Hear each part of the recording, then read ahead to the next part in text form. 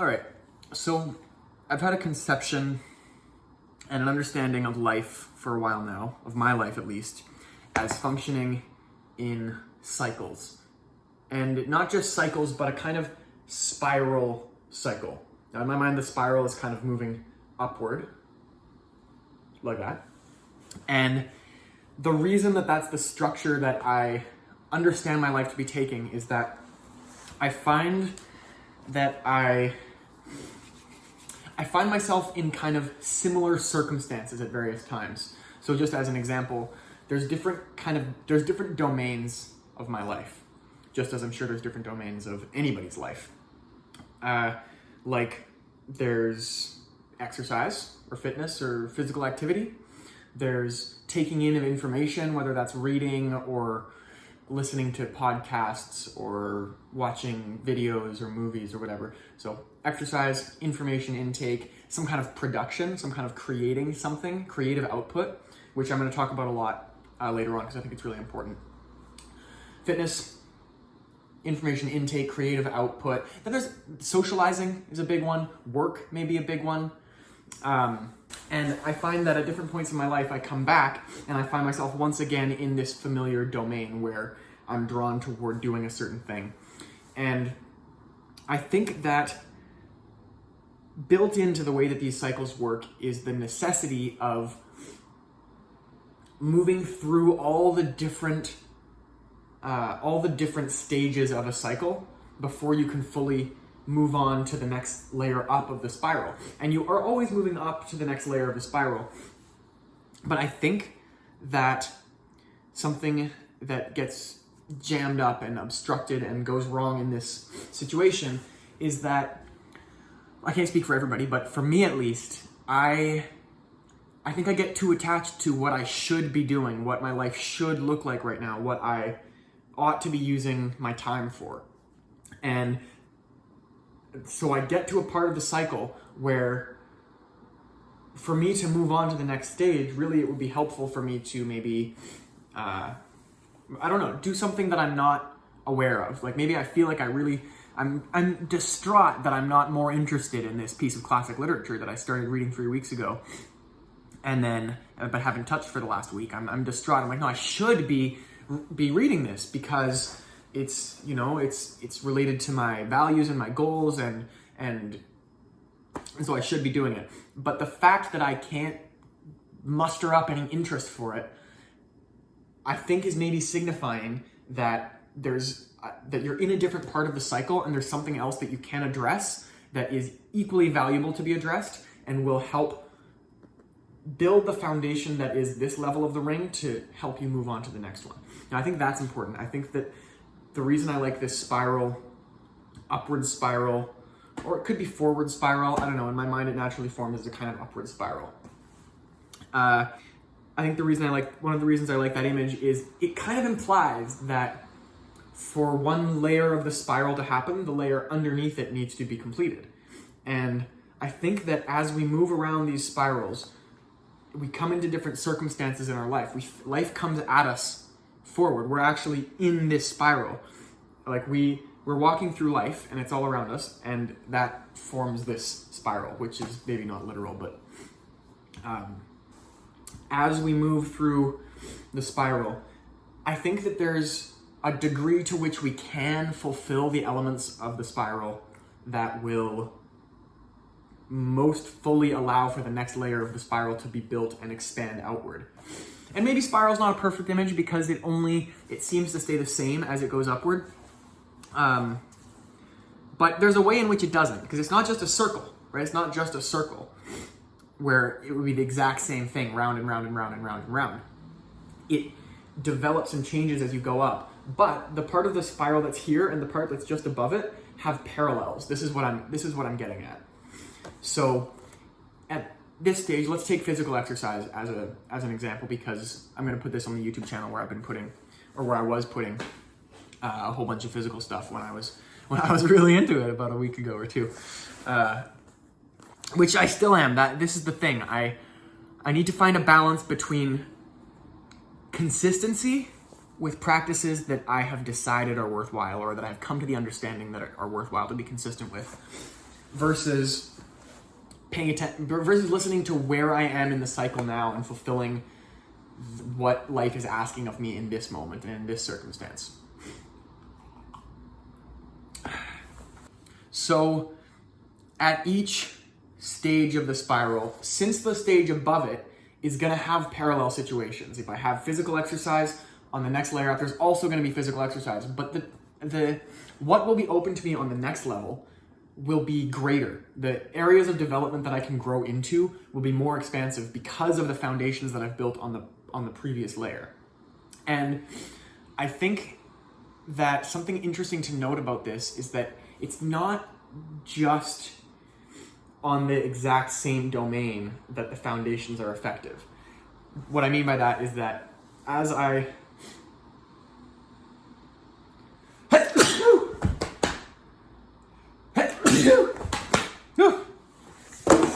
you can see I'm a little bit sick today, and also allergy season is kicking off over here. But what I was going to say is that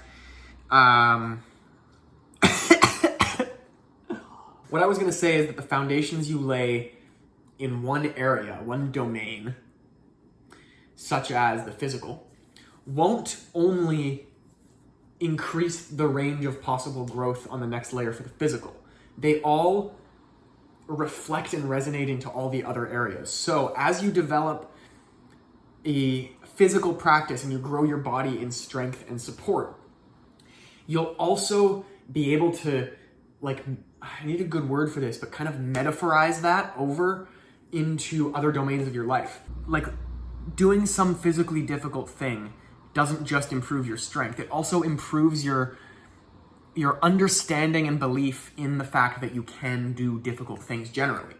So, as you go around the cycle, each domain, if you expand it to the fullest potential that you can in this stage of the cycle, it will open up new levels of expansion in every part of the next cycle that you won't directly see until afterwards. So when you're in a cycle now, like every now and then I'll be doing something and I'll think, wow, I have the ability to do this and the ability to be interested in this because of work that I did way earlier that I wouldn't have known back then was exactly related to this. And different ideas come together at higher levels that seem separate at lower levels.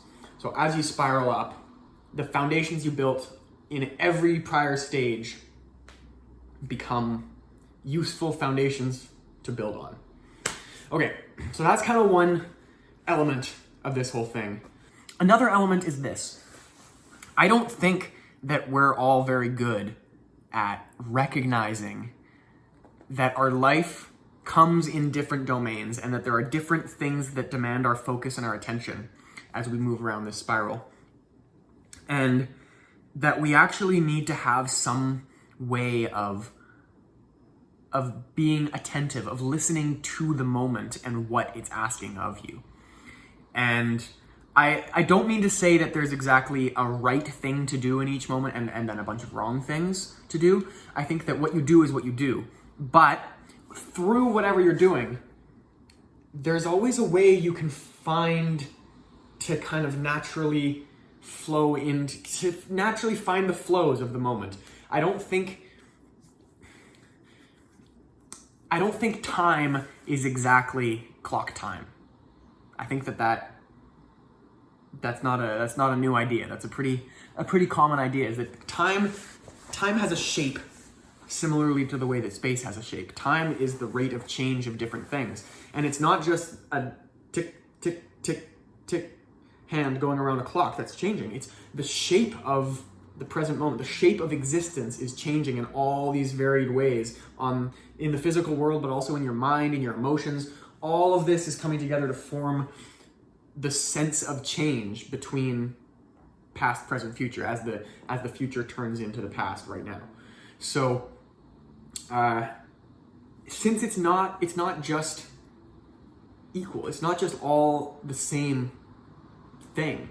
Time takes different shapes. And so I think that what I'm getting at here is that to fulfill the cycles in the most optimal way that allows for the greatest foundations to be built for the next level, We need to find a way to listen to the shape that time is taking right now, and see where it's, like, if there's an obstacle. Think of time as space for a second. If you're in space, you can see around you. If there's a couch right in front of me, right there. If there's a couch right in front of me, I'm not going to try to walk through it. I'm going to go, oh, okay, well, I see a way around here, and I can go there and move like that. And I think that time is similar, except that we're not always as good at being aware of where the obstructions and flows are in the movement of time. So part of what's important here in this cyclical understanding of the shape of life is recognizing where you are in time, recognizing what circumstances you find yourself in time. And this is why the I Ching is really interesting. I'm no expert on the I Ching, and I haven't actually looked that much into it, but from hearing people who I like talk about it, it seems like what the I Ching is, at least in one respect, is kind of a map of the possible structures of time, and they have it split into 64 primary shapes or situations in time in which you can find yourself. Hang on. Okay, I'm back. So if the I Ching is an investigation and a mapping of the shapes that time can take, and the kind of assumption of the I Ching is that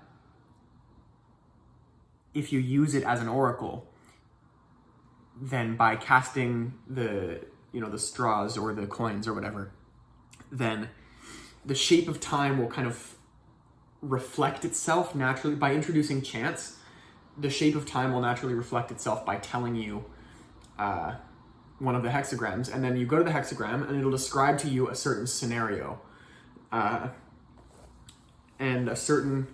it'll say, this is what's going on in the part of time that you find yourself in, and if you behave like this, this is the kind of thing that will happen. These are the kinds of obstacles that are in this situation. So it's telling you what the shape is so that you can interact with it wisely, right? And so, say what you will about that process of using coins to introduce chance so that the magic of the I Ching can give you the right hexagram to tell you where you are in time. I don't know if that works. I don't know if that's how it works. I don't really use it that way. I haven't really used it. I haven't had much. I've experimented with using it that way, but for me, it hasn't been, hasn't really come into me and been like, oh yes, that's it. That makes sense. But I still have it. And this is one of the things I mean about cycles, because there are times when I'm very interested in the I Ching and where I do a bunch of research and I read, and I have a couple of copies of it and I read different things. And I get quite enthralled.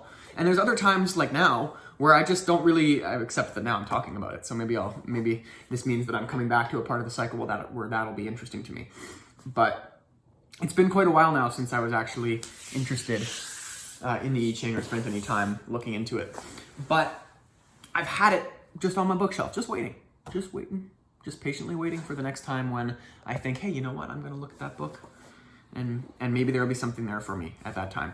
And so this is another side of this. So if the I Ching is meant to be something that tells you where you are in the structure of time, I think that there are other ways of doing it. I know there are other ways of doing it, but I think that statement of what the I Ching is supposed to do is valid.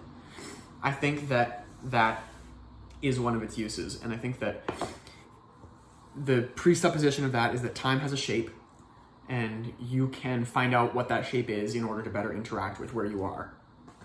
But I think there's other ways to do it, and I think that the I Ching is a structured way of doing it. And the thing about structured ways of doing things is that they don't always work for people. They don't always align with people. They don't always work for everyone. But I do believe that we have a kind of built-in ability to feel out where we are in time and act accordingly. And that might just be called intuition.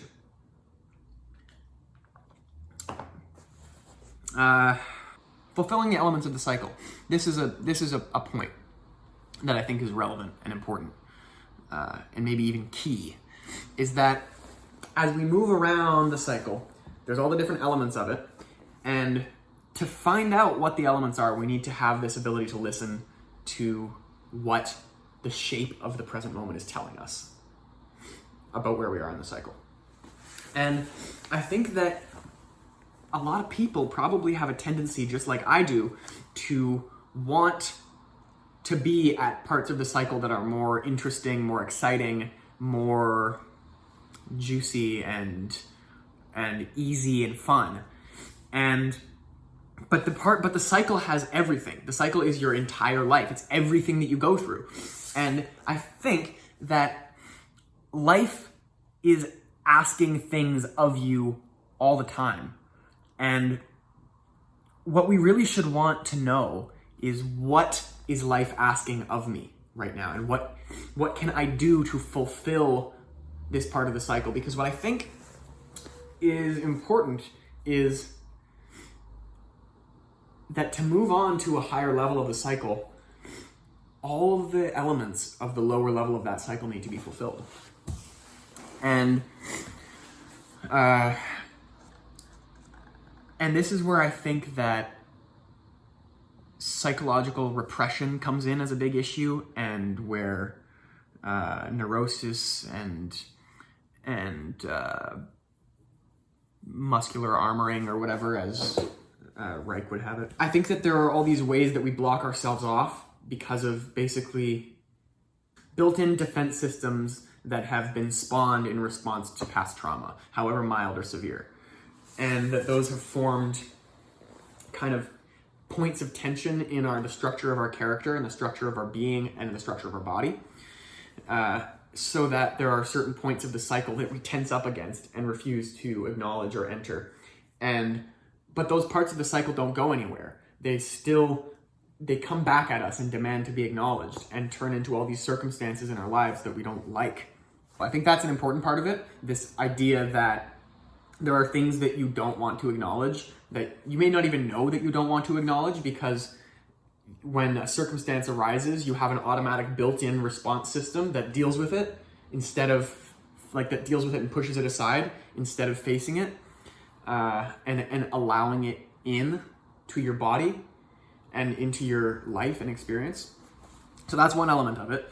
But the other element of this needing to complete every element of the cycle is that I think that I'm going to define a few primary domains that need to be fulfilled in my life, because I think that probably, if I'm not a universal representative, I think that my life is probably at least representative or resonant with a fair number of other people's lives. So I'm going to define the domains as I think they exist for me. I will define them as physical exercise, information intake, socializing, creativity or production, time in nature. I think that'll do for now. There might be more, and there's definitely more. I could subdivide them into infinite, or at least very, very many. But let's stick with those 5. I think that I get unhealthy and I get off balance and unsupported when I don't do all of those things. And I think one of the ones that I have been giving the least attention to is production, creativity. And that's why I'm doing this, because I think that a certain pressure builds up in me of ideas and creative impulse, the desire to create something, to put something out in the world. And when I don't do that, that pressure doesn't have any release, it doesn't have any fulfillment. And I think that actually causes sickness of some kind, whether it's literal sickness or, because I'm a little bit sick right now, or some kind of gap in the structure of my being more abstractly. So I think production is important, and I think that that's one that actually a lot of people lack, and a lot of people don't have built into their lives enough. And I think that it's useful to create this kind of thing where I'm just externalizing my observations about the structure of my life. Because we understand the world in these structures, in these narratives, and kind of metaphorical understandings of what life is. And I think that we as a culture, as a society, are a little bit starved for useful images, useful metaphors for understanding ourselves and our lives. And so I think that more discussion about that is invariably a good thing. I think that more cross-pollination of ideas and understandings of what life is and how it works and how we can shift things and move into better developments, into better lives, better worlds. I think that externalizing assumed structures is useful, whether we think those structures themselves are useful or not. Because if you externalize something that you realize is a kind of implicit understanding of what life is or how it works, if you put it into words and say it, you might realize, I have this conception of life that's maybe hindering me, that's maybe not actually allowing me to grow in the ways that I want to, or to support myself in the ways that feel good and supportive. So that's what this is. This is an externalization, maybe a preliminary externalization of some ideas that I have about how my life works and what its structure is. And maybe I will elaborate this at some point, and maybe I will make it a little more well-structured instead of just kind of an ongoing ramble, as this has been. But yeah, that's about all. This is me fulfilling the production part of a cycle that I haven't fulfilled for the last little while. I was feeling so good when I was making the last 10 or 15 videos on this channel where I was filming physical exercise and kind of talking about what that process means to me while I did it. That felt really good. That was exciting for me. And I've been on different stuff this last few weeks. It's been a lot going on, and it's been really good. And I've been developing other areas of this cycle. But I think that I get to a point where I start just being frustrated, and I've realized that it's because there's an important part of my cycle that I often ignore or don't give an outlet to, which is this creative impulse, this impulse to create something or share something and put it out in the world, where even if other people don't see it, other people could see it. And I think that does something for me to release pressure from inside me. Yeah. Until next time.